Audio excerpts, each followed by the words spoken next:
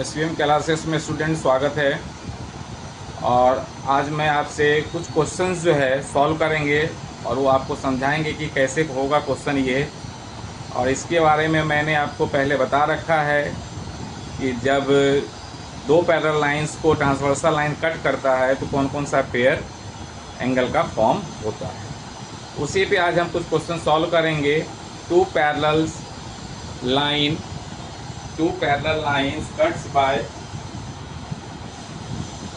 parallel lines cuts by transversal।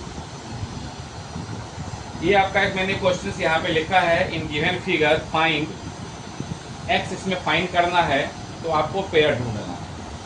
तो मैंने आपको समझाया था, आपको याद होगा, जहां भी आपको जेड दिखे तो वहां पे अल्टरनेट इंटीरियर एंगल फॉर्म्स हो जाता है। जहां एक्स दिखे वर्टिकली अपोजिट एंगल फॉर्म होता है।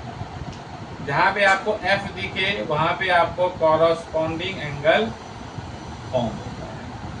ठीक है, ये आपको दिमाग में होना चाहिए, तभी आप सॉल्व कर पाओगे।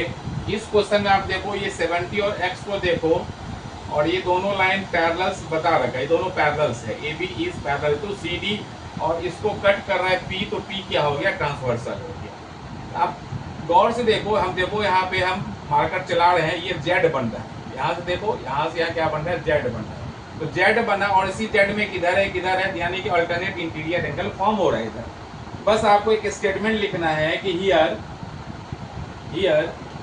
AB is parallel to CD and P is transversal. P is transversal.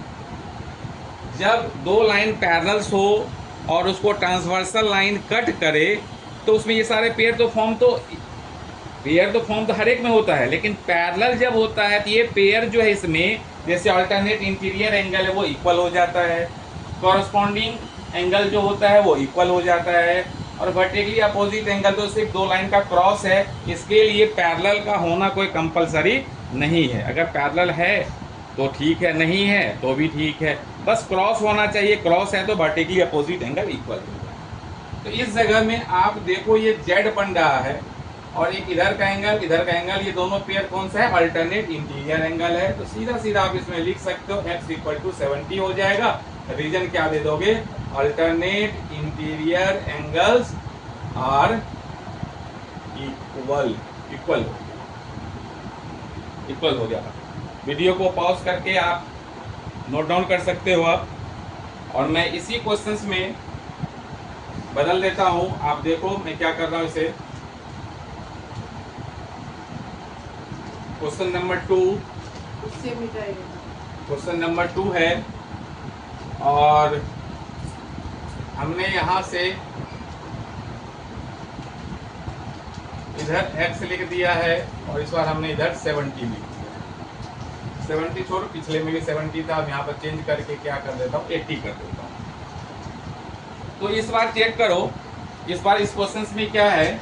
अगर हम यहाँ से इधर लाइन देखें और ये देखो, इधर देखो, ये F का फॉर्मेशन हो रहा है, ये पैरेलल लाइन से और F का फॉर्मेशन हो रहा है, तो ये दोनों पेयर क्या कहलाएगा? कॉरस्पॉन्डिंग। F बन गया कॉरस्पॉन्डिंग पेयर है। तो फिर सेम वैसे ही लाइन आपको लिखना है, here AB parallel to CD and P is transversal. P is transversal. So x equal to क्या हो जाएगा? 80 डिग्री हो जाएगा। इस बार किस रीजन से हुआ है? तो F बना है, पैरेलल लाइन है और दोनों एक ही तरफ F के फॉर्म का एंगल है ये। और देखो F के ऊपर ऐसे बताया था, याद होगा, ऊपर में है, यहाँ भी ऊपर ही है, ये लाइन के ऊपर है, ये भी लाइन के क्या है? एबव में है। यहाँ पे क्या लिख दोगे? कॉरस्पॉन्डिंग एंगल प्रॉपर्टी भी लिख सकते हो, कॉरस्पॉन्डिंग एंगल प्रॉपर्टी। इससे जो है क्या हो गया? ये आपस में इक्वल हो गया, इससे आपस में इक्वल हो गया। ऐसे ही देखो, मैं इसमें, आप वीडियो को पॉज कर लो, नोट करो इसे। मैं अगला नेक्स्ट क्वेश्चन देखता हूं। नेक्स्ट क्वेश्चन क्या है? पॉज कर लो क्वेश्चन को। क्वेश्चन नंबर 3, और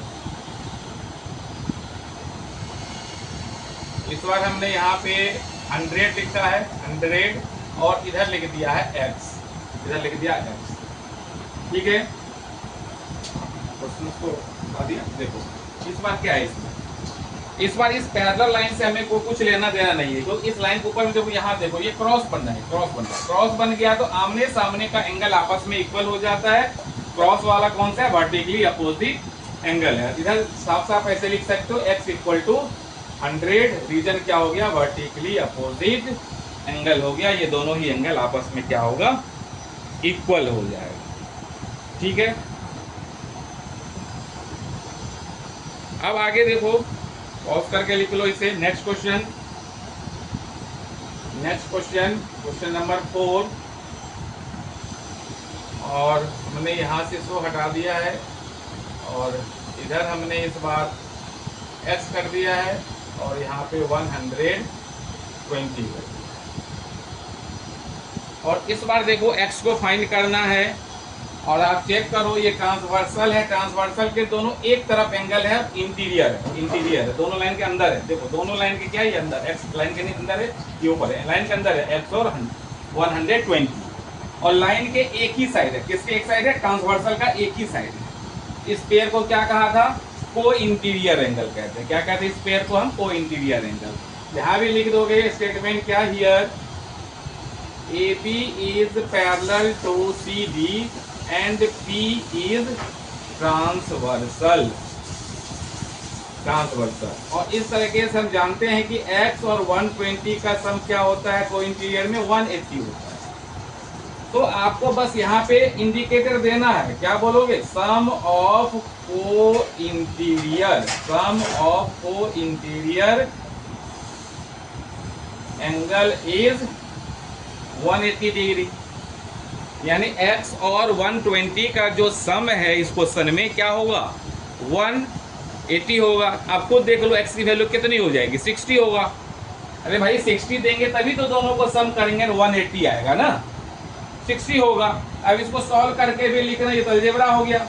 x इक्वल टू क्या हो जाएगा, 180, ये 120 ट्रांसपोज हो जाएगा, राइट हैंड पे ट्रांसपोज होगा तो प्लस 120 है तो उधर जाएगा, साइन क्या हो जाएगा, चेंज हो जाएगा। प्लस है तो माइनस, माइनस है तो प्लस, ऐसे होता है।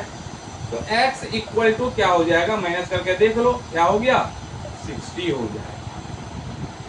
ठीक है, अगर अभी भी समझ में नहीं आ रहा है तो आप कमेंट में लिखें, हम आपको और अच्छे तरीके से बताएंगे। ज़्यादा से ज़्यादा इस वीडियो को लाइक और शेयर करें ताकि हम और अच्छे क्वालिटी का आपको